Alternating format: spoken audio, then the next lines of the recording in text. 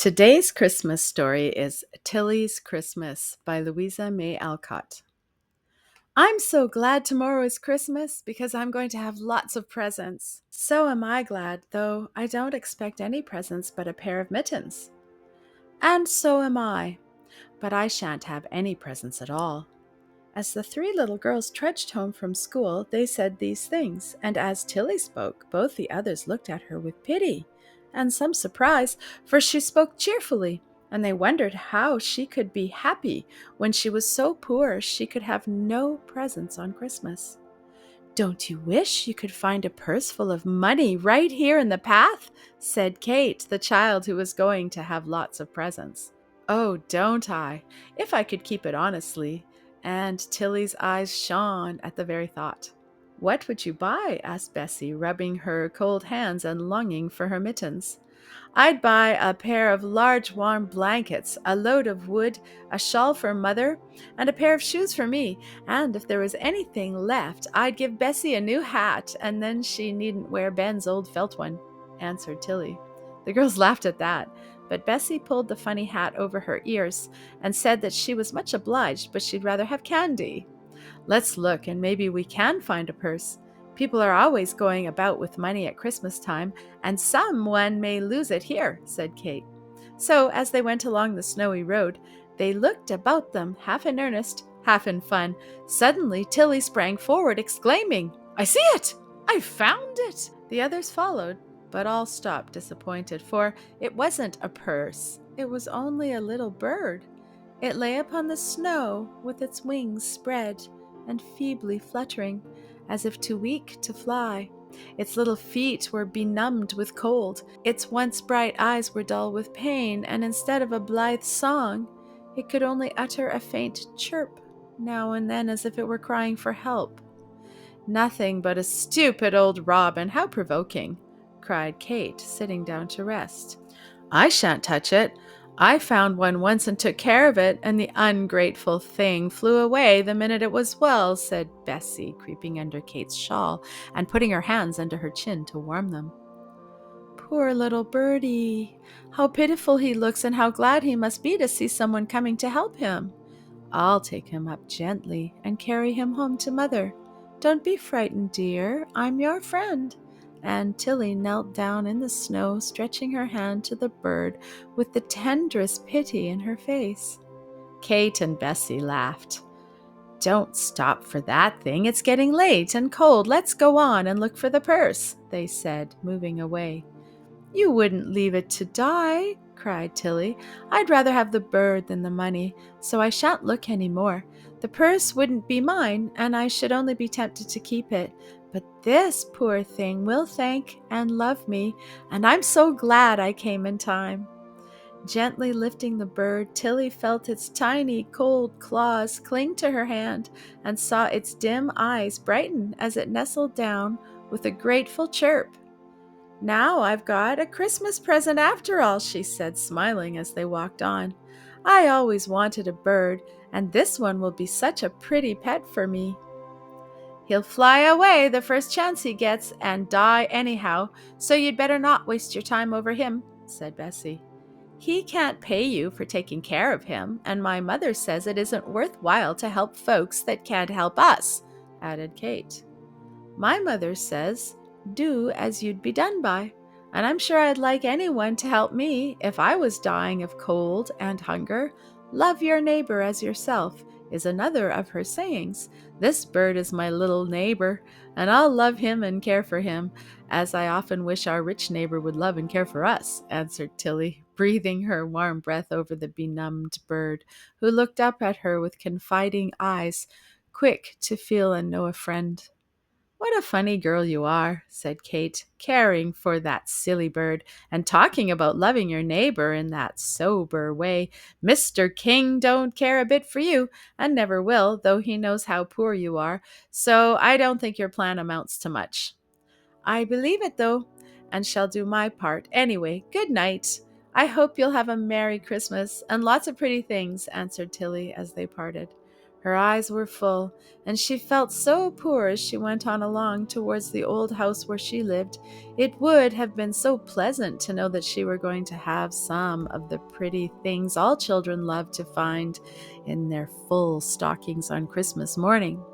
And pleasanter still to have been able to give her mother something nice. So many comforts were needed, and there was no hope of getting them, for they could barely get food and fire. Never mind, Birdie, we'll make the best of what we have, and be merry in spite of everything. You shall have a happy Christmas anyway, and I know God won't forget us if everyone else does. She stopped a minute to wipe her eyes and lean her cheek against the bird's soft breast, finding great comfort in the little creature, though it could only love her, nothing more. "See, Mother, what a nice present I've found," she cried, going in with a cheery face that was like sunshine in a dark room. "I'm glad of that, dearie, for I haven't been able to get my little girl anything but a rosy apple. Poor bird. Give it some of your warm bread and milk." "Why, Mother, what a big bowl full! I'm afraid you gave me all the milk," said Tilly, smiling over the nice steaming supper that stood ready for her. "I've had plenty, dear. Sit down and dry your wet feet and put the bird in my basket on the warm flannel." Tilly peeped into the closet and saw nothing there but dry bread. "Mother's given me all the milk and is going without her tea 'cause she knows I'm hungry. Now I'll surprise her, and she shall have a good supper too. She is going to split wood, and I'll fix it while she's gone." So Tilly put down the old teapot, carefully poured out a part of the milk, and from her pocket produced a great plummy bun that one of the school children had given her, and she had saved for her mother. A slice of the dry bread was nicely toasted, and the bit of butter set by for her to put on it. When her mother came in, there was the table drawn up in a warm place, and a hot cup of tea ready, and Tilly and Birdie waiting for her. Such a poor little supper, and yet such a happy one, for love, charity, and contentment were guests there. And that Christmas Eve was a blither one than that up at the great house, where lights shone, fires blazed, a great tree glittered, and music sounded as the children danced and played. "We must go to bed early, for we've only wood enough to last over tomorrow. I shall be paid for my work the day after, and then we can get some," said Tilly's mother as they sat by the fire. "If my bird was only a fairy bird and would give us 3 wishes, how nice that would be! Poor dear, he can't give me anything.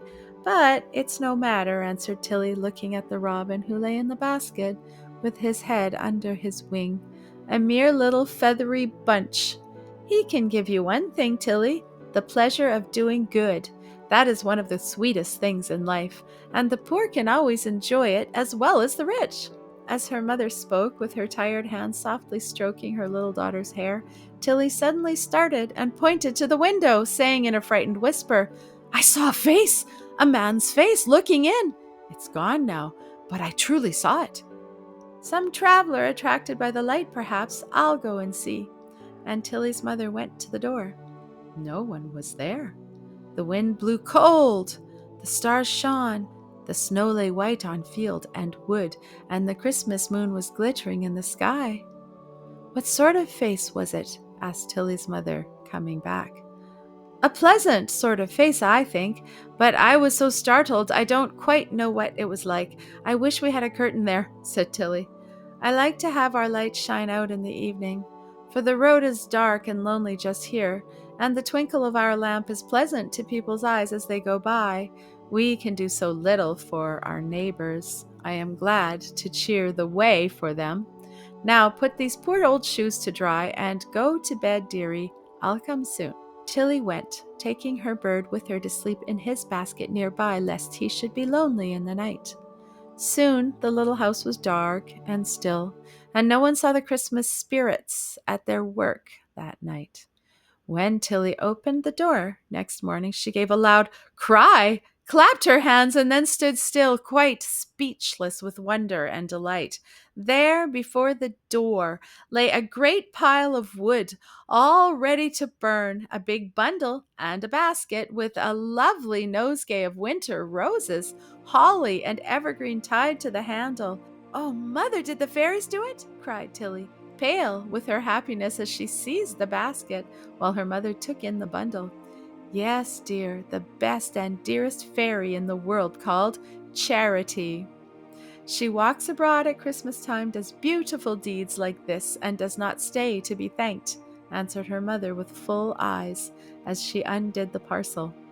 There they were, the warm, thick blankets, the comfortable shawls, the new shoes, and best of all, a pretty winter hat for Bessie. The basket was full of good things to eat, and on the flowers lay a paper saying, "For the little girl who loves her neighbor as herself." "Mother, I really think my bird is a fairy bird, and all these splendid things come from him," said Tilly, laughing and crying with joy. It really did seem so, for as she spoke, the robin flew to the table, hopped to the nosegay, and perching among the roses began to chirp with all his little might.